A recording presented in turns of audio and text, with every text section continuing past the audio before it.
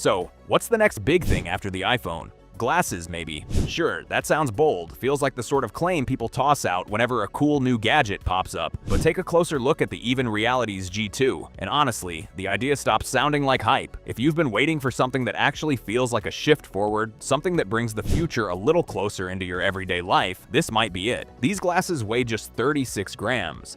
That matters, not so much as a technical stat, but because it changes how you see the device. At that weight, you hardly notice them. You don't feel like you're wearing some chunk of tech on your face. They're just glasses. That little detail is pretty much the heart of it. There's nothing flashy when you first see the G2. No neon, no bulky hardware, no obvious sensors screaming futuristic. They could pass for regular glasses, ones you'd wear to work, grab coffee in, or stroll through town without people doing double takes. The ordinary look isn't a drawback though, it's the whole point. When tech stands out, you're always conscious of it. You start wondering when and how you should use it, but if it blends in, it just becomes part of your everyday routine. You stop thinking about it like a tool, it just fits in with the rest of your life. That's why some people call it the next iPhone. Not because it's about to replace your phone right away, but because it changes how you interact with technology. Suddenly, you don't need to keep fishing your phone out every 5 minutes. If you want to see more reviews of upcoming visual tech, glasses for AR, AI, VR, and even lenses, you can subscribe and stick around. Even Realities have this philosophy they call quiet technology. Basically, they think tech should slip into your life, not hijack it.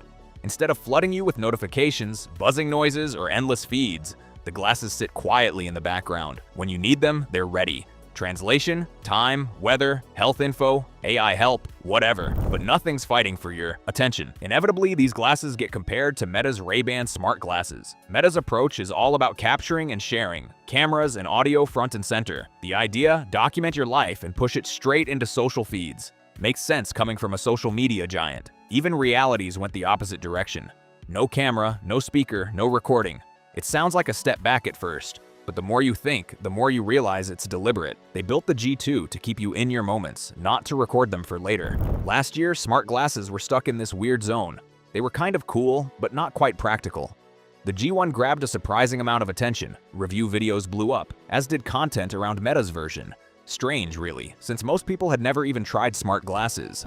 Clearly, something bigger was bubbling. People were less interested in the product itself, and more in the question, what comes after the smartphone?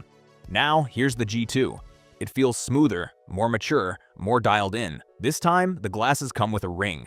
That ring, it changes the game. Before, you had to tap your frames to control the device. It worked, but always felt a bit weird, especially around other people. With the ring, you can just flick or tap your finger, all subtle and natural. The system picks it up, responds quietly. No fuss, no awkward gestures, a huge improvement. That kind of design doesn't happen by accident. Former Apple engineers, eyewear pros, yeah, their fingerprints are all over this. The choices weren't about showing off, they were about keeping things simple, usable. Features mean nothing if they don't fit into real life. The G2 feels like proof someone finally gets that. The frame really shows off the design philosophy. It uses full titanium that's just 1.22 millimeters thick, and compared to the old model, it's 20% smaller overall. So it feels incredibly light and well-balanced, 36 grams, which is so comfortable you won't even notice it on your face all day. That's important because unlike a phone you grab and put down, this thing stays with you every minute. When you look at it alongside the Meta Ray-Ban, the difference jumps out. Meta's glasses are chunky and stand out, while the G2 almost disappears. You could wear these in a meeting, on a date, or in a crowded space, and nobody would guess they're anything but ordinary glasses. That subtlety goes beyond just looks. It makes it easier to use every day because you don't get weird stares or awkward questions. Hold on, if something like the Even Reality G2 even caught your attention and you're not subscribed yet, go ahead and hit that button so you don't miss what's coming next. Done? Alright, back to it. Privacy comes into play here too. One of the biggest worries people have with smart glasses is being recorded without realizing it. Cameras make people nervous and change the vibe around you. By leaving the camera out completely, the G2 takes away that anxiety. You can wear them anywhere without making anyone uncomfortable. Depending on where you live or work, that alone is enough to decide if people accept or reject the product. Removing the camera and speaker isn't just about privacy, it's smart for performance too. Without those power-hungry parts, the device focuses on battery life. The G2 lasts up to 48 hours on one charge. That's not just nice, it's genuinely useful. Most wearables barely make it through a day, especially if they're packed with features. Here, you get 2 days of use, and if the battery dies, the glasses still work just as regular frames. That kind of reliability means you can really depend on it. The display starts to feel kind of futuristic, but it's not flashy. The G2 uses a heads-up display, projecting info right in your field of view but never blocking it. It can show 2 layers at different distances, which makes everything look clear and readable. The resolution isn't super high, but the brightness is solid, about 1200 nits, so you can use it outside most of the time. Sunny days might make things harder to see, but snap on the optional tinted frame and the clarity jumps back up. Even with that add-on, you're still just wearing what look like regular sunglasses. As you use it, the features don't come across as a laundry list, they feel like a system that fits together. The dashboard sits at the core. It lets you see your calendar, weather, health stats, news, whatever matters most to you, and you customize what shows up and where. Instead of unlocking your phone 100 times and switching apps non-stop, you just glance and the info is right there. Let's talk about the conversation feature.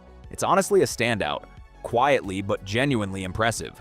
While you're chatting with someone, the AI sits in the background, picking out key points, summarizing ideas, and even tossing up suggestions for follow-ups. It doesn't butt in, it doesn't try to take over, it just helps you out. That alone changes the vibe of a conversation, especially when you're in over your head or not totally clear on what's being said. So you stop pretending or fumbling with your phone to look something up.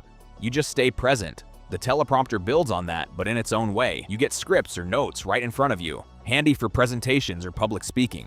Is it something everyone's going to use every day? Probably not, but if you need it, it feels like magic. You wonder how you ever managed without it. Navigation slips right in, almost unnoticed.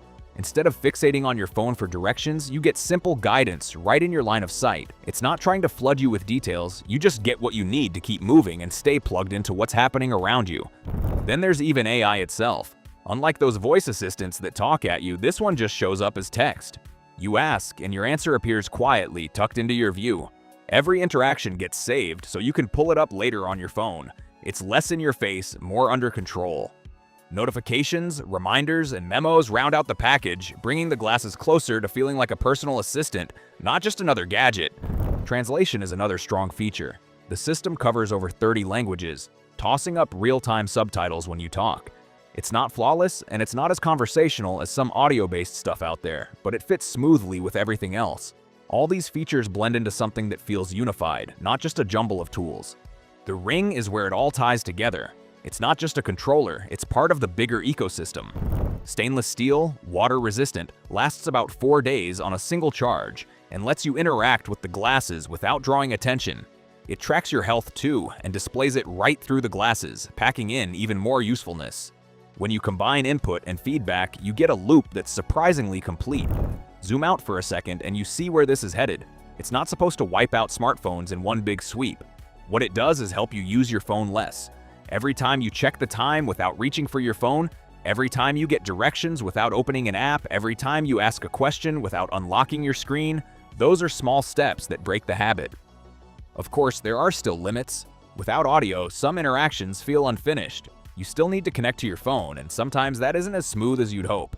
The price makes it more for early adopters. Even with those hiccups, it's obvious something real has started, like the early Apple Watch days, not something you must have right now. But once you get the idea, it starts to feel like something you'd miss if it were gone. So is Even Reality's G2 the next iPhone? No, not yet.